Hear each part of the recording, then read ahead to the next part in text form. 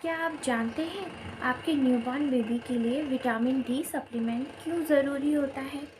कई new parents इसको skip कर देते हैं और स्किप करने के बाद उनके बेबी को जो डेंजरस बीमारी होती है, फिर वो जानते नहीं हैं कि किस कारण से होती है।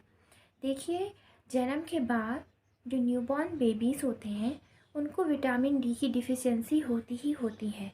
इसीलिए उनको ये सप्लीमेंट्स बहुत ज़्यादा तरीके से दिया जाता है और यही विटामिन डी सप्लीमेंट को बहुत इम्पॉर्टेंट सप्लीमेंट माना जाता है बेबीज़ के लिए 1 ईयर तक। तो चलो, आज मैं आपको इस वीडियो में बताऊंगी कि विटामिन डी बेबीज़ के लिए क्यों इम्पॉर्टेंट होती है, इसके क्या क्या बचाव है और आपको विटामिन डी कहाँ कहाँ से मिल सकता है। मैं नेहा, मेरे चैनल में आपका फिर से दोबारा बहुत बहुत स्वागत है। तो चलो वीडियो स्टार्ट करते हैं। देखिए, जैसे विटामिन डी हम एडल्ट्स के लिए, वुमेन हुआ, मैन हुआ, उनके लिए जितना ज़रूरी विटामिन डी होता है, उतना ज़रूरी न्यूबॉर्न बेबीज़ के लिए भी होता है। क्योंकि न्यूबॉर्न बेबीज़ को जन्म के बाद बहुत ज़्यादा तेज़ी से बॉडी डेवलपमेंट होता है। इस कारण से वही सप्लीमेंट उनको बहुत हेल्प करता है उनकी बॉडी की ग्रोथ के लिए, उनकी हर मूवमेंट्स के लिए विटामिन डी बहुत इम्पॉर्टेंट रोल निभाता है। अगर आप न्यू पेरेंट्स बन रही हैं या बन गई हैं, तो प्लीज़ आप इस चीज़ को कभी स्किप ना करें कि विटामिन डी 3 कोई बात नहीं, चलो एक दिन पिला दिया हो गया, दूसरे दिन पिला दिया हो गया, तीसरे दिन आप स्किप कर गए हो, कोई बात नहीं। बट अगर आप डेली स्किप कर रहे हो तो इससे आपके न्यूबॉर्न बेबी की डेवलपमेंट पे बहुत असर पड़ेगा। इससे आपको, आपके बेबी को बहुत सी बीमारियां तो होंगी ही होंगी, जो डेंजरस बीमारी होंगी उनकी बॉडी के लिए।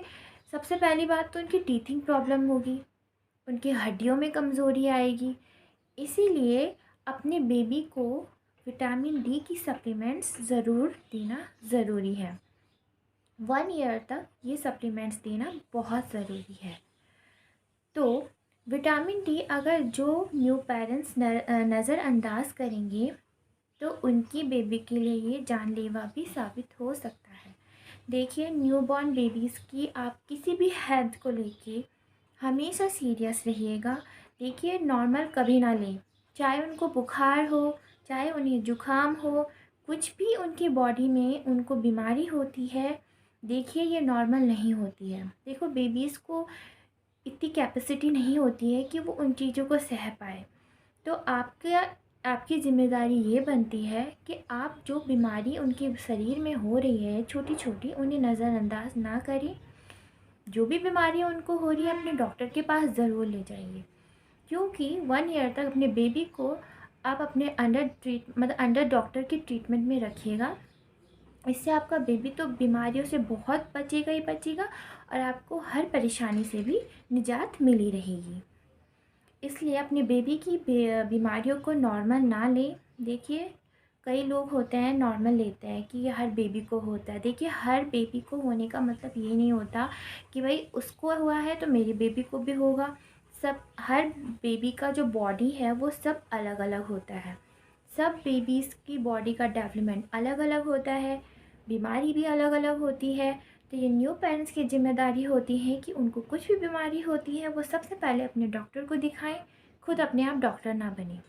आप अपने आप खुद फैसला ना लें कि मेरे बेबी ठीक हो जाएगा, नहीं। अपने डॉक्टर को ज़रूर दिखाएं और अपने बेबी को प्रोटेक्ट करके रखिए हर बीमारी से। विटामिन डी होता क्या है? देखिए, विटामिन डी वैसे तो बोलते हैं सूर्य की किरणों से मिलता है, वहाँ से तो मिलता ही मिलता है। लेकिन जो हमारी बॉडी में पाए जाने वाला हाइड्रोक्सी कोलेस्ट्रॉल होता है, जो हम सेवन करते हैं खाना, उसमें हमारी बॉडी में पहले से एक प्रेजेंट होता है एलिमेंट, हाइड्रोक्सी कोलेस्ट्रॉल। वो क्या होता है, हम जब वो हमारी बॉडी में तो होता ही होता है, लेकिन जैसे हम धूप की संपर्क में आते हैं तो जो धूप की जो रेज़ होती है, अल्ट्रावायलेट रेज़, वो हमारी बॉडी पे पड़ने के बाद वो हमारी बॉडी के अंदर एक कॉनिकल कैल्सीफेरॉल नाम का एक एलिमेंट बन जाता है, जो खाने के साथ हम लेते हैं और उसके बाद हमारी बॉडी में विटामिन डी बनना शुरू हो जाता है।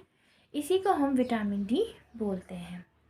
हमारी बॉडी में पहले से ही हाइड्रोक्सी कोलेस्ट्रॉल प्रेजेंट होता है, लेकिन हमारी बॉडी धूप की किरणों के आने के बाद, अल्ट्रावायलेट के रेस की जो हमारी बॉडी में पड़ती है, उसके आने के बाद जो हम खाना खाते हैं, खाना खाने के बाद जो हमारी बॉडी के अंदर एक कॉलिकल कैल्सीफेरॉल बनता है, उसको हम खाने के साथ ले लेते हैं। उसके बाद हमारे शरीर में विटामिन डी की कम्प्लीटली बन जाता है।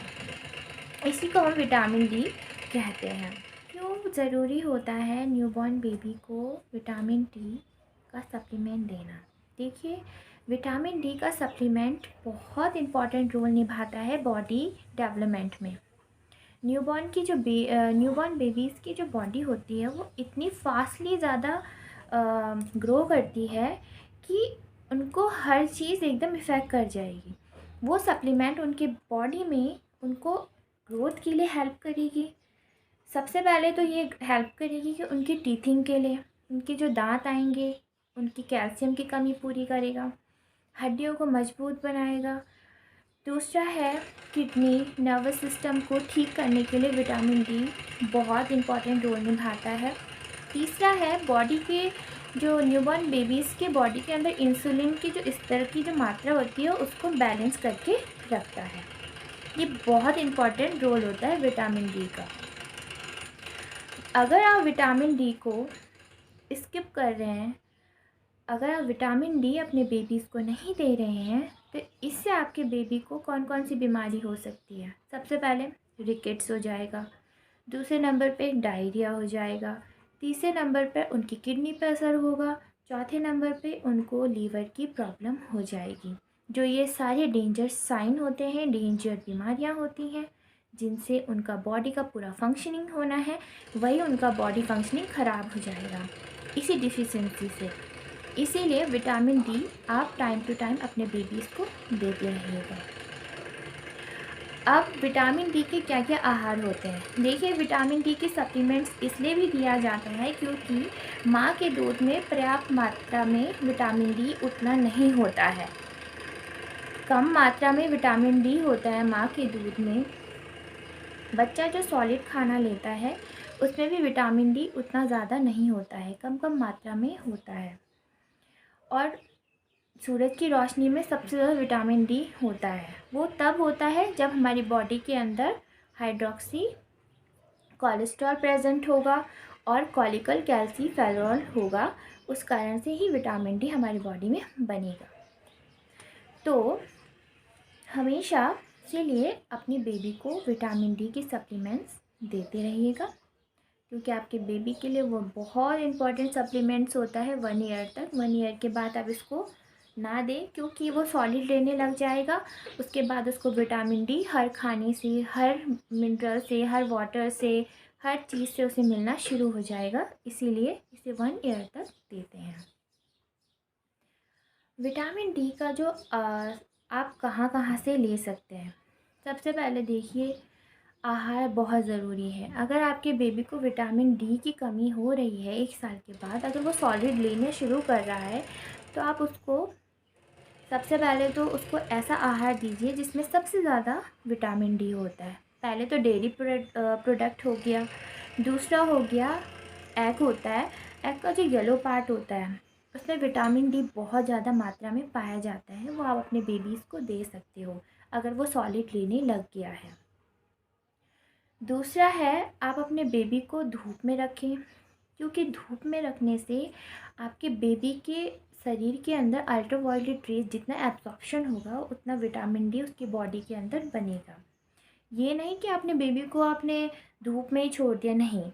7 to 9 AM तक अच्छी विटामिन डी मिलती है धूप में। अपने बेबी को आप आधा घंटा, 15-20 मिनट, जितना भी आप रख सकते हो, अपने बेबी को धूप ज़रूर सिखाएं।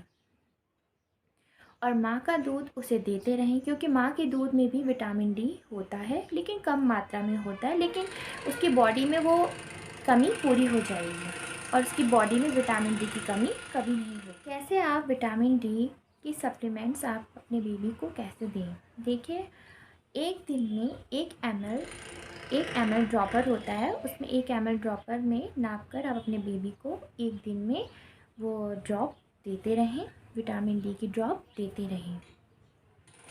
और सबसे पहली बात ये भी ध्यान रखना है कि आपका बेबी 1 साल तक उस सप्लीमेंट को ले सकता है। 1 साल के बाद आप इस सप्लीमेंट को देना बंद कर देना, क्योंकि उसके बाद वो सॉलिड खाने लग जाएगा और उसको सॉलिड से ही हर जगह विटामिन डी मिलता रहेगा। इसीलिए इस सप्लीमेंट को 1 ईयर तक दिया जाता है न्यूबॉर्न बेबी को। इसलिए अपने बेबीज़ का ध्यान रखें, अपने बेबी को विटामिन, मिनरल जितनी भी चीज़ें हैं, उनके बॉडी में जितनी भी कमी है, इस चीज़ का आप ध्यान रखें और उनके बॉडी में इस कमी को पूरा कीजिए। और इस सप्लीमेंट को स्किप ना करें, ये बहुत इम्पॉर्टेंट सप्लीमेंट है न्यूबॉर्न बेबी के लिए। तो आपको मेरा वीडियो अगर पसंद आया हो तो लाइक और सब्सक्राइब ज़रूर करें और शेयर ज़रूर करें।